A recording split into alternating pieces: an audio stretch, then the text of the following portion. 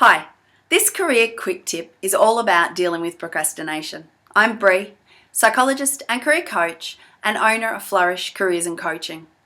Procrastination in job search and career change is really common. Have you ever had that experience where you look through the job ads all day, don't apply for a single one? Or maybe someone gave you a really promising job lead and you just never got around to following it up. You just kept putting it off and putting it off. There are plenty of examples of procrastination in job search and career change. Why? Well, because there's a lot of unpleasant stuff that goes along with it. Let's face it, most of us don't really enjoy writing job applications or going for an interview. It's a means to an end. And the reality is that humans, we're just more motivated by what's going on right here, right now, than stuff in the future. That's the reason why we do things like eat food we shouldn't, or smoke or drink. Those things generally feel pretty good in the moment. And disease? Well, our mind just tells us that that's way off in the future, if ever.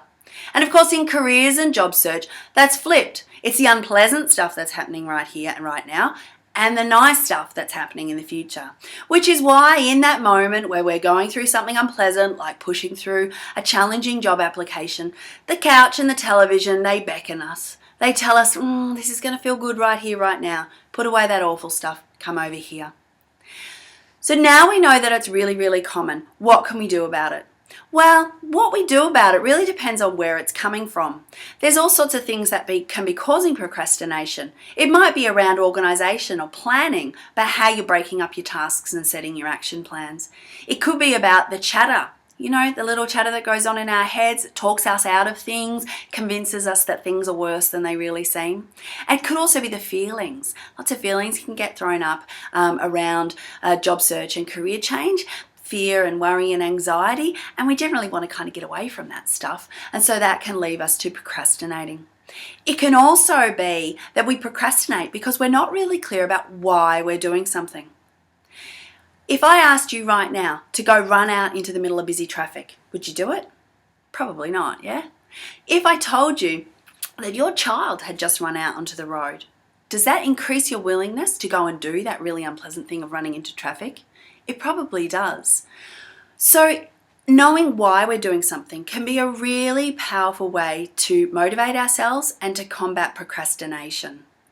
So when you have this task to do, we need to be able to tap into that. Now, you've probably already got some ideas about some goals that you're moving toward. So that might be some really specific goals. It might also be just some broad goals like, say, gaining a promotion or changing jobs.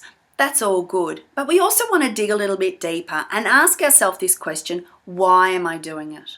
What is it going to mean for me and my life if I were to gain that promotion or if I did change that job? It might be about things like stability or security, flexibility, challenge, learning, growth, creativity. These are all values, and we want to really understand what our values are around our career and employment goals because they help us understand why we're pushing ourselves through this process.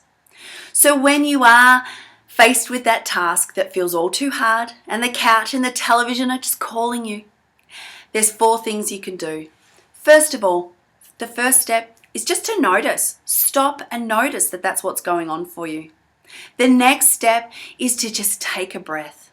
Buy yourself some thinking time before you act on that urge. The next thing is to check in. What matters to you? What are your values? Who do you want to be? And then push on through. If you want to discuss your career or employment needs and how I can support you, please find me at my website, flourishcareers.com.au. Thanks for listening.